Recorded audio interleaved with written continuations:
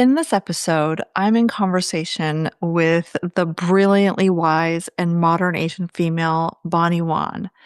She's someone I chased down after seeing her speak at a conference, and I wanted to connect with her as she talked about her journey and her latest book, The Life Brief.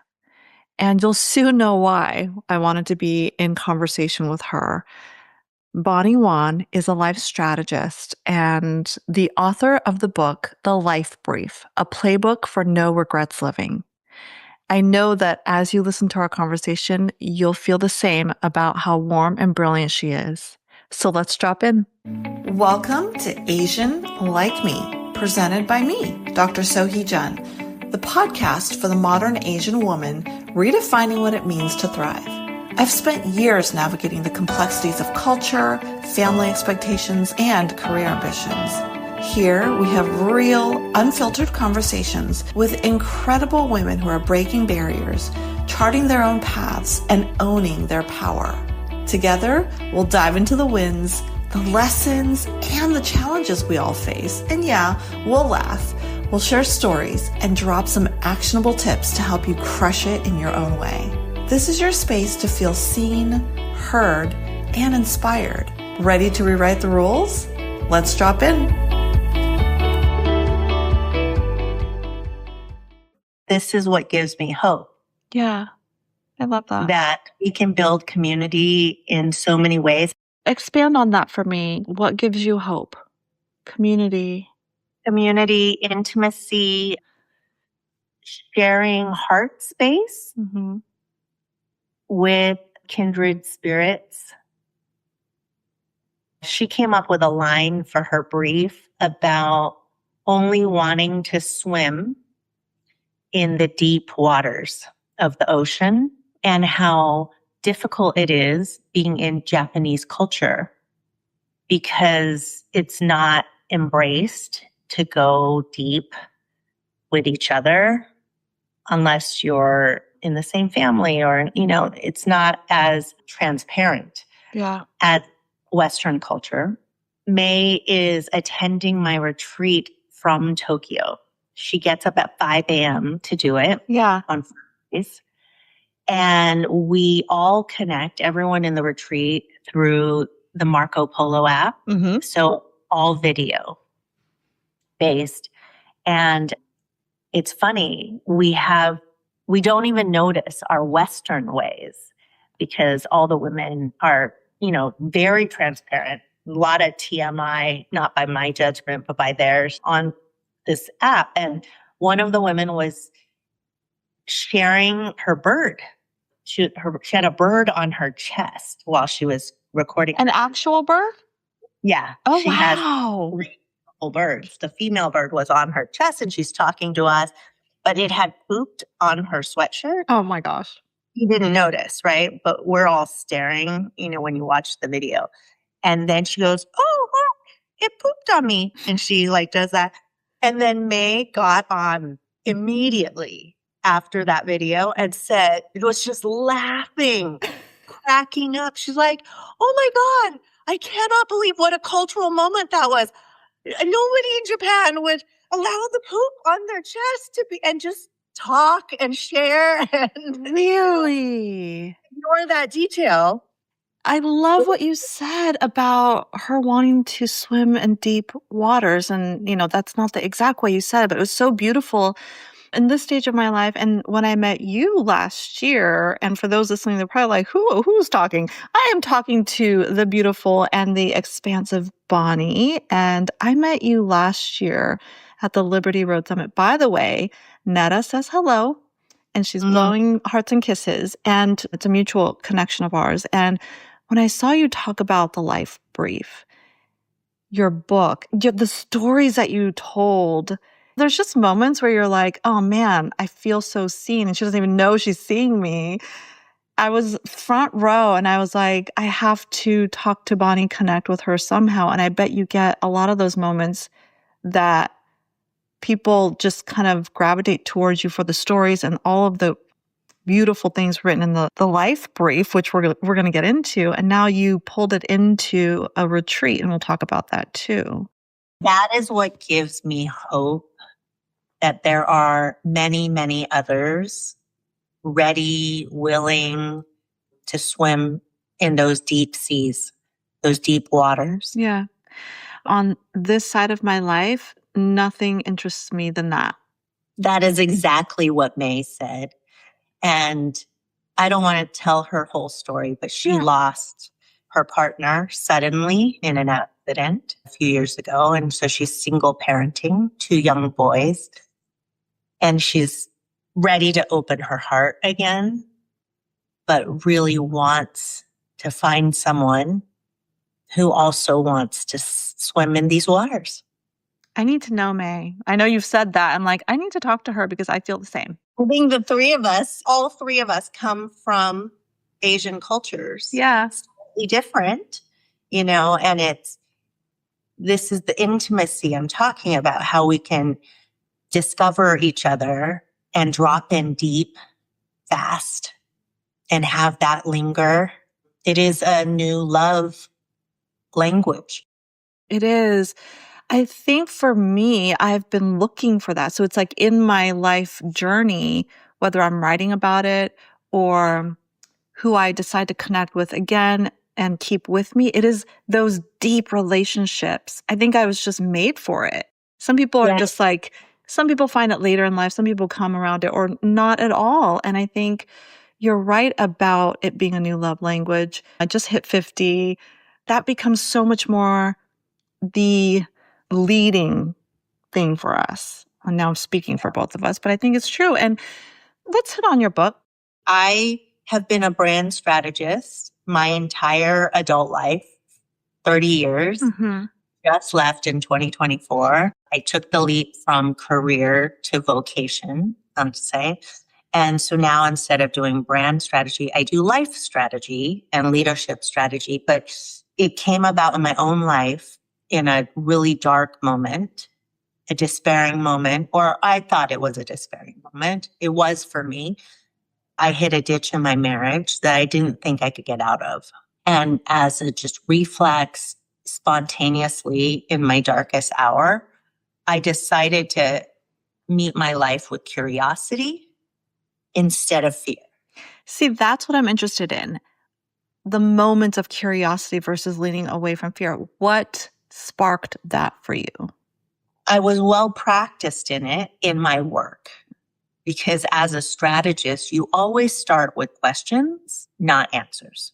Your goal is to get to answers, but you have to ask many, many questions before you can get to an answer that can stand the test of time.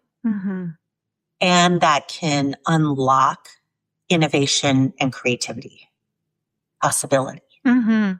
So I was very trained in asking questions, but not about my own life. Yeah. Not in the way that I had asked it in that moment. And what I did that was different was I gave myself permission in that moment, and possibly for the first time, permission to be nakedly honest. That's radical. I did not think about what my parents wanted for me, which as an Asian woman, it's always in the background. I didn't think about what my husband was expecting out of our union. And I didn't even think about my children and what they needed. I had to go deeper. And that was the hardest part, the children part, because I carry the story that is not good motherhood. You have to always put your children ahead of you. In that moment, I gave myself permission. And what came out on the page was just a lot of messy, I call it now brain dumping in the book. It was just an exorcism of all the stuff that was in there. And what I realized is when I allowed all the stuff that was in the deep grooves of my gut or my heart or my intuition, whatever name you want to give it, it was a very different story than what I was repeating in my mind. And that contrast was shocking. because I had been looping a story in my mind that my marriage was broken, that I married the wrong partner, and my husband was to blame Yes. because he wasn't doing enough. He wasn't doing it right. He wasn't participating. He wasn't taking the lead. And I think there were so many stories ingrained in me I didn't even know were in there about how men should show up, how partnerships should happen. And I think those all came out on the page. But the other thing that came out on the page was that I actually wanted more time with him, not less time, Look at that.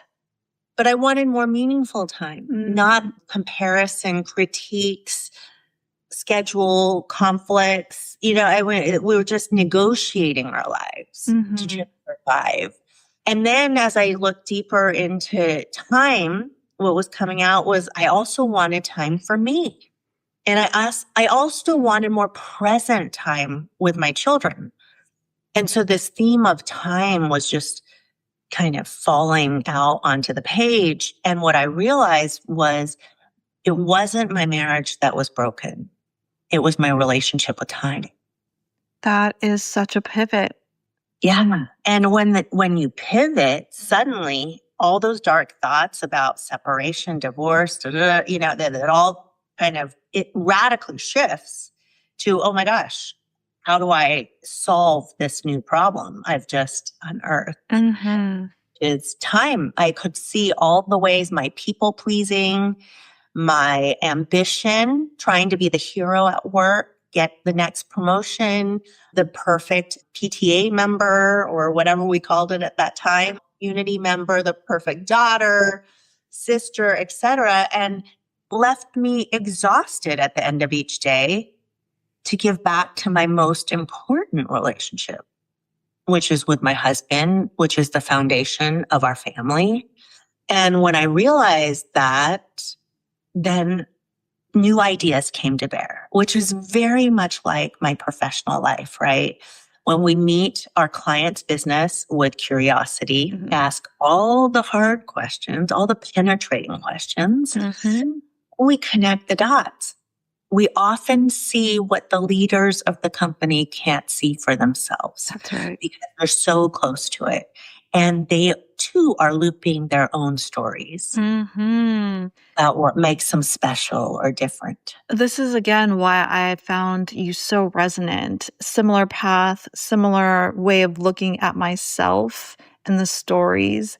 And it really reminds me of the work of Byron Katie, who really asks us to ask, is that true? And there's a resonance of that in the questioning. Is that true? Is what I'm telling myself true? And it opens up, if you let it, possibilities of other narratives. Yes. And that I love Byron Katie. She's in my book. Yes. The work is so powerful. And it's so dead simple. It is. And the theme around giving yourself permission, curiosity, it's been kind of like my passion to live that every day of what can I be curious about here, which expands possibility. And for some, I think that's really scary, right? And for many, let's just call it what it is. Yeah. For many, asking these questions is a dangerous, terrifying act. Yes. Thank you for naming that, because in the coaching work that I do, it absolutely is. It's like you have to meet people where they are, invite them into questioning and curiosity, and it makes them retract in certain ways. So I've seen that, and I've certainly done that in my life too, where I'm like, I don't know if I want to do that. And so you got that clarity, and you're managing your relationship with time differently. Like, what was the in between, like between that realization and maybe actualizing? Oh, it was immediate. It was immediate. Immediate? Yeah, it was immediate. That night, I birthed my first brief, right? Which for those out there who don't know what a creative brief is, it's a distillation to essence. What strategists do is they distill very complex problems into dead simple solutions that are incredibly sharp but expansive. So that sounds like gobbledygook, I'm sure, for someone out there who's like, excuse me, what? I get it. I'm like, give me more of that. But my job as a strategist was to distill who a company is, into one word, 3 words, 1 sentence. Those are the different ways that we distill a brand. Mhm. And so I distilled what was in that messy, goopy, all over the place brain dump in my notebook to a simple phrase that was 3 words: take our time. And that distillation had 2 meanings for me. And it was slow down, look around, be deeply intentional about what you say yes to and what you say no to, and take back control over my time. Stop people pleasing. Stop trying to project something that you think other people want to see in you, and start navigating from a different place. Start navigating your time in a different way. And it was so profound because once I got to that clarity, and this is how it works. So as a strategist, once I land the strategy, I see everything through that lens. And that's how companies use it, right? Once they know this is what we stand for, this is why we do what we do. Now, everything they do from an innovation standpoint, how they show up and express themselves in culture, comes through that lens. And it aligns everyone in the company who touches that brand to go, oh, I understand. Now I can see my part in making this real. And that's exactly what those 3 words did for me. And then my husband, when I shared them, and it was more than the 3 words. The 3 words was the culmination of my brief. I had 5 declarations in there about how I wanted to spend my time. And I can't remember those sentences now, but those 3 words were the encapsulation of it all. Yeah. Right. It held all the meaning. And when I shared it with him, he was immediately, yes. Like, Really? Yeah. YES, all caps, triple exclamation marks. And that was our first moment of alignment in a very, very long time. And so it did what briefs do in companies. It brought people together with a shared understanding and a shared direction. It was our shared strategy, if you will, for how we wanted to live together and build our family around that. So we really, from there, became super organic. I didn't know how it affected him, and he didn't know really how it affected me. But we had already changed how we were looking at our daily schedules, where we could live. We started, like you said, with Byron Katie's work, right? Yeah. Seeing all the possible stories that we could author for our family. And that was deeply empowering and exciting and terrifying. Yep. Because change is what scares people. Because if I allow myself to ask the question, to sit with the question, to answer the question with naked honesty, then I'm accountable. That's right. Yes.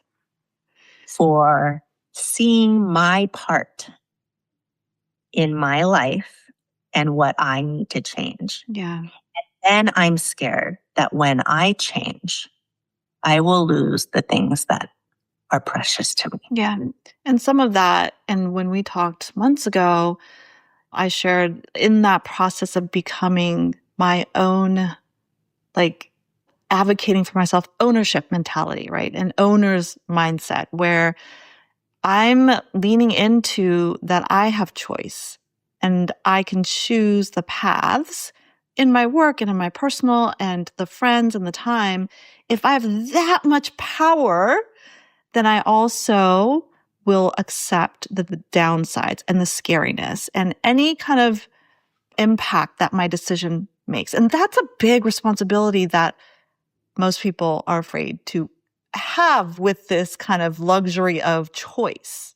I'm using my Exactly. When you see that you have the power of choice Yes. available, even in the darkest of situations, and we've seen this, right? If we read about the light stories in concentration camps, there were people in really desperate situations who still exercised their choice That's right.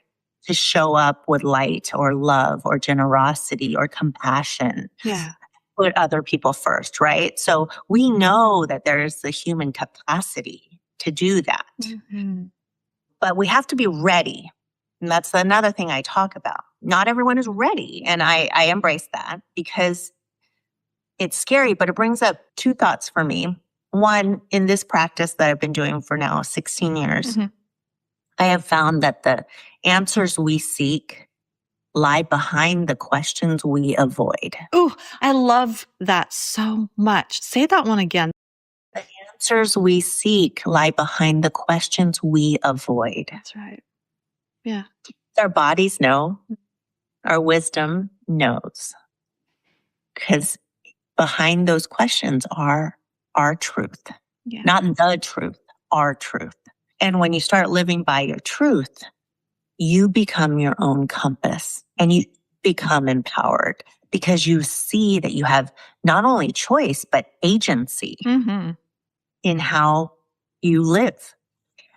And then it also brings up that fear part, brings up a quote from Anais Nin, which is many people prefer the certainty of misery to the misery of uncertainty. Oh, that one hits my soul, Bonnie. And I think that's what, when we talk about people who are not yet ready to do this work. You know, it's interesting that you did surgery on yourself as a strategist. And I often say that in the coaching practice, it has helped me just as much as it has helped the women who allow me to walk alongside them. And I think I've had more leaps in my own growth and asking and doing and looking at myself with the questions and the framing and the tools that I provide. It's been radical. And that's what I'm hearing from you in doing surgery on yourself. And so radical. And again, back to your question of what gives me hope. Yeah. It is to witness, to be a witness in other people's journeys, I know. in their aha moments, in their grief, in their transformation. It's easy to be critical of others, but it's also a joy to meet people when they come to that place of readiness. Yeah. How has that informed and shaped your retreats? Let's go there. Oh, wow. These are magical experiences. So here's what I've learned. The book was just the beginning. And I really believe in the practice and the method that is in the book, right? And I think doing it in your own space, at your own pace, in the privacy of your own relationship to yourself is powerful. But done in community, that is like fireworks. Fireworks. It's quantum. You're now being witnessed by these other people who want to swim in the deep ocean with you. Yeah. And they are sharing their journey with you. And so you don't feel as alone. You don't feel crazy. You feel held. You feel forgiveness. You feel generosity of spirit. You feel the joy and honor of witnessing. And you feel inspired and empowered because you hear that these women, these other women, this is my second retreat with all women, but they are from day one. We only have 4 sessions. Oh, wow. So across 4 weeks. It's deep. It is quick. They are connected. So today, this afternoon is our last session. But we've all been communicating on Marco Polo. Yeah. So it's as if they've been living with one another for 4 weeks. Yeah. And so I've been getting the last 24 hours so many Marco Polos saying, I can't believe it's going to be over. What am I going to do?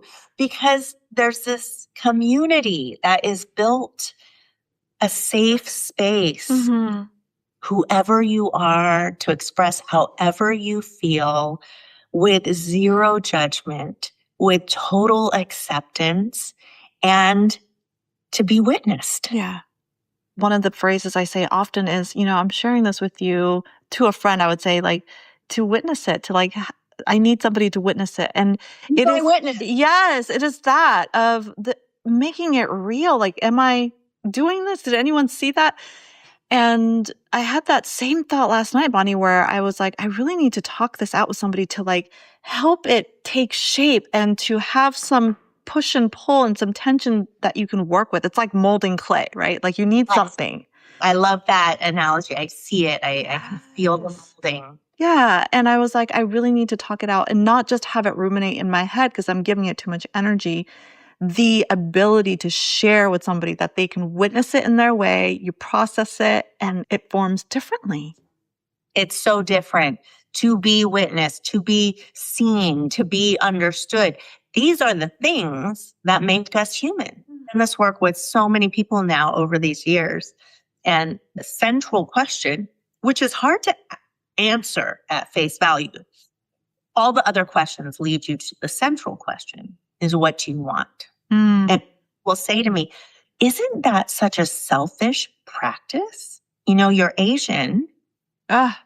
We come from a culture that puts family first, society next. And if you're a woman, you're probably last. And I find no, it's not selfish. It's self-centered, meaning literally you are centered in your truth.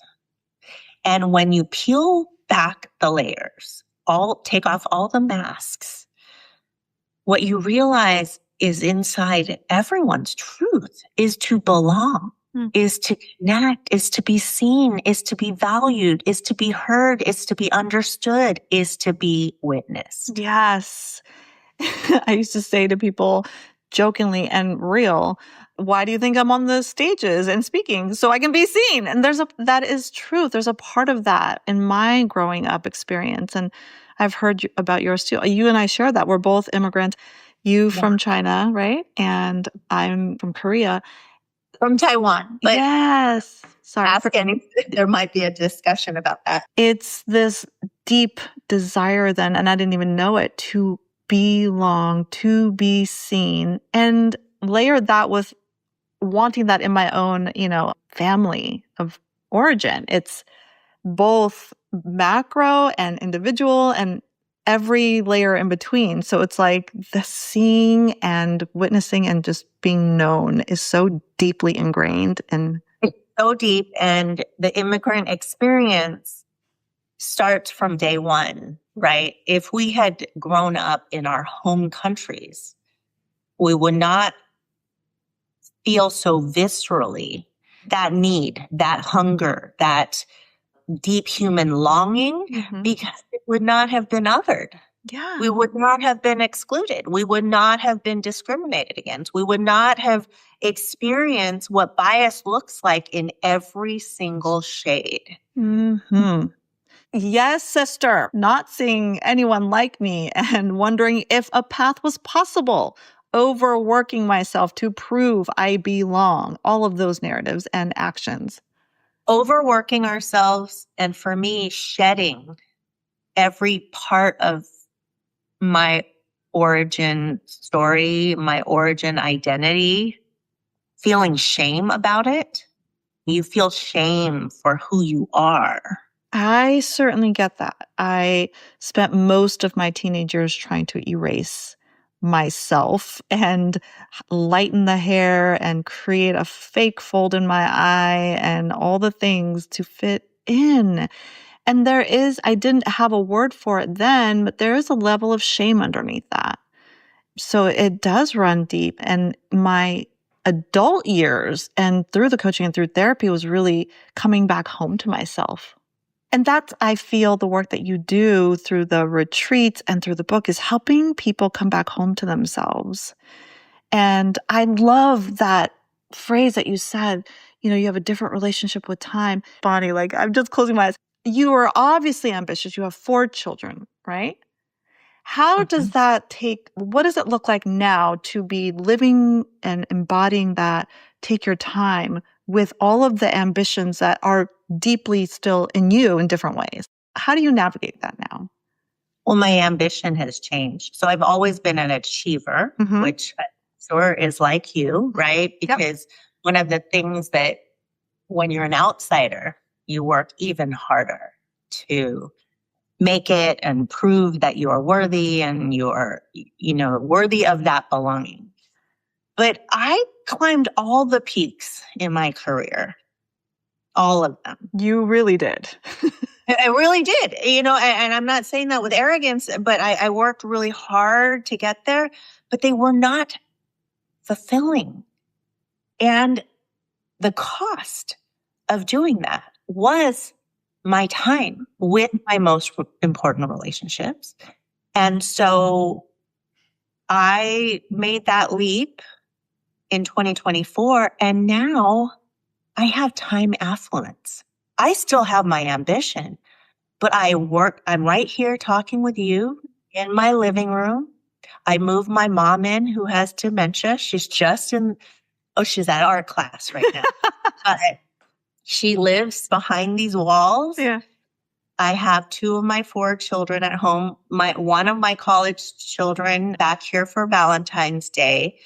I still travel, but when I'm not traveling, I'm right here. I'm cooking the meals for my mom. She's diabetic. I am watching shows with my younger one. And it's funny, my 2 older kids tell my 2 younger girls how jealous they are that they have a completely different I mom. knew you were going to say that. Yes. Yes. Yeah. They're like, we don't know silly mom. We don't know practical joke mom. We don't know mom doing art class with mom. It's notable. It's notable to Yeah. them. You said something, and I want to make that stick. Time affluence. It is like this, it's in the zeitgeist. Yeah. And the ability to spend your time, shape your time, be where you want to be, that is kind of the creme de la creme thing. So, what takes precedence for you in having that time affluence? Your people, your kids? First, my people, then my health. Health over hustle.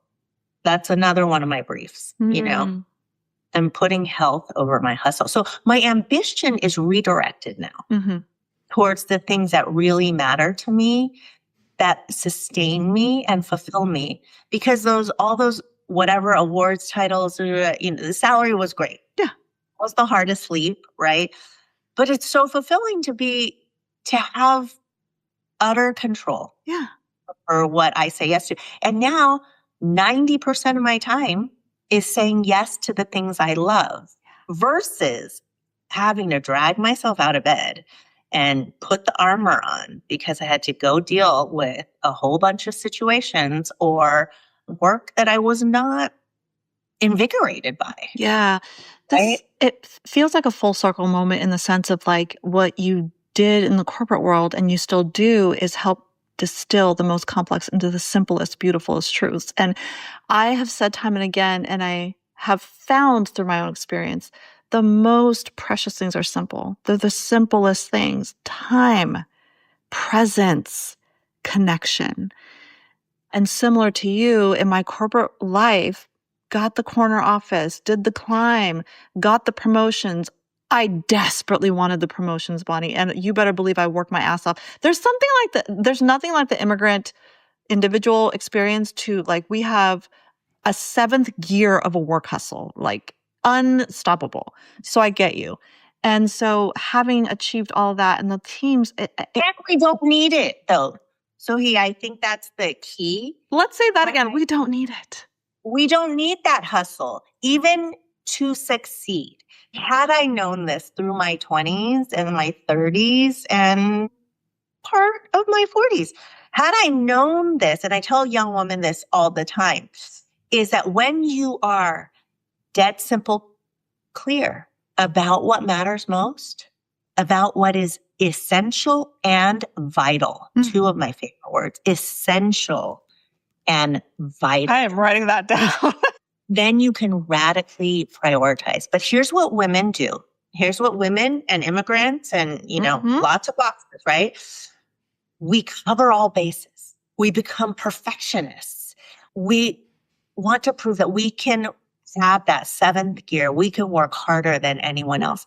But that only costs us at the end of the day because you burn out. And you do. No matter how big your capacity is, it is at some point not sustainable. But if you are wildly focused on what is essential and what is vital, then you will always be valuable because you will accelerate in a way that is so fucking meaningful that the corporate world will not know, one, what to do with you, and two, how to get rid of you. I like to say, this is now, a lot of people are going to scoff at this, and all the realists, inner realists are going to come out and say, that's not true. I will say it is proven to be true in my career, but only do what only you can do. Ooh, say more.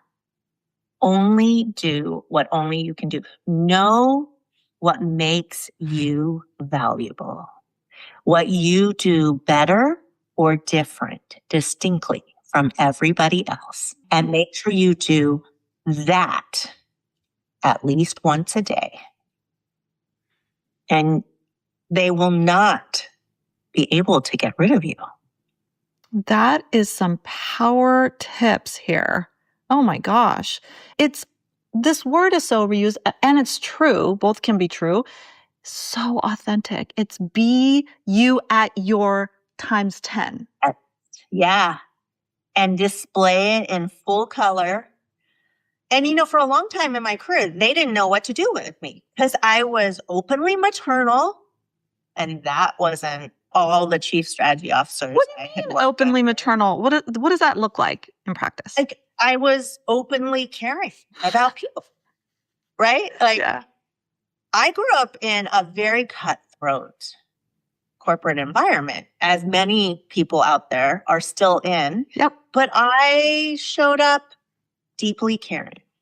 And even when I became partner, I wanted to be the people partner, the people's partner, because I was curious about what motivates people, what really unlocks true creativity and innovation, and what conditions do we have to create as leaders to foster that. And I didn't have a whole lot of bosses. I had one or two, but over my career, I didn't have a whole lot of bosses that demonstrated that. In fact, a lot of my bosses, my predecessors, were lone wolves, the smartest person in the room, always heroic in everything, right? And I thought that was the playbook I had to follow. And I turned down opportunities to be in the top position because I just thought that's not what moves me. And that put so much pressure on me, right? To be the smartest person in the room, to try to save the day every time. Like, I felt like that's so heavy. Yeah. And there's no way I was going to balance being the parent or the partner I wanted to be with that. That would cost me everything. Yeah. So I was much more open about making the rest of the room smarter, listening for the answer, seeing it and pulling it out and putting it in the spotlight while hopefully giving credit to whoever did come up with it.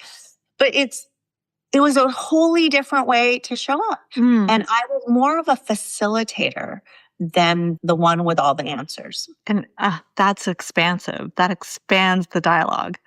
It is expansive, and people in the room feel it, but they can't describe it because they've never experienced it before. but it made me invaluable. Even when people didn't like it or couldn't describe it or couldn't point the real value to it, like connect the straight line between the bottom line and that, even then, people were like, we can't get rid of her. She's so different. And she leaves a room better. Yeah. So intuitively, it was like, oh no, we can't get rid of her. But they still couldn't put value or words to the why. Because it didn't fit in a box. Oh, it was all the soft things that in a patriarchal system gets put down. Yeah. Compassion, generosity, Yeah. willingness, openness, you know? Inclusion, bringing people in. Yeah. But when we don't have to use any of those labels and we just show up and we see the effect it has on employees and clients alike. Yeah. You're like, okay. It's clear you know your superpower and you use it in the most meaningful ways to you in this phase of your life. Anybody that's listening now, I want really for them to think about what ways that they can uniquely be the contributor, the expander. A group that I'm a part of, and the leader used this word quantum. How can we quantum everything using who we are and our talents? And I say, like, forget, like, how can we strip the shoulds away? How do we let go of the many masks we talked about and strip it down to who we are? And gosh, I have to ask, this podcast is about the modern Asian female, and you certainly embody that. How do you describe what it means to be the modern Asian female? It's embracing all of the different parts of me, no longer being ashamed, but being proud of my heritage, of my lineage, of my origin, story, and place and culture, and embracing the Western sides of me and how they too have shaped me into a very distinctive person, the distinctive person that I am. Mm. But I am equally Asian and American. And when I made the decision to move my mom in, I didn't make the decision, actually. Oh. I just knew that is my Asianness. There was actually no decision to be made except for timing. Yeah, I get that. When I bought this house that I'm living in now, I've owned it for 10 years. My dad is still alive. My mom was nowhere near having dementia at all. She was very sound and energetic. But I bought this house because it could house the two of them. And my dad unfortunately passed before he could live here, but he spent his last final Christmas here. Oh, that's beautiful. And my mom has us. And that was never in question. And that is my Asianness. And I am proud of that. I love the full integration, the whole version of Bonnie. And I see that in you too. Thank you. That's why we are kindred. I know. And we're going to be in more conversation, I know. And thank you for your time, Bonnie. This has literally filled my soul, and I know it will for everyone that listens. It's mutual. And I know we're going to have a long, long, enduring relationship. We are. Thank you. Thank you. I am wondering what has landed for you in this conversation with Bonnie. And if you feel like you have to re-listen and come back to it, I don't blame you. We covered so much. In this conversation together, we went meta from the big life questions down to how the answers that come up really impact your day-to-day life. And she said something that really stuck with me, and that is, the answers that we seek lie behind the questions we avoid. So I know that I'll be really pondering that one. And I want to invite you into 3 other reflection questions. We talked a lot about relationship to time and her relationship to time, and how when she looked at it, it was really more intentional time that she wanted with the person that she cared about, her partner and her kids. And so I'm wondering, the question I have for you is, what is your relationship to time?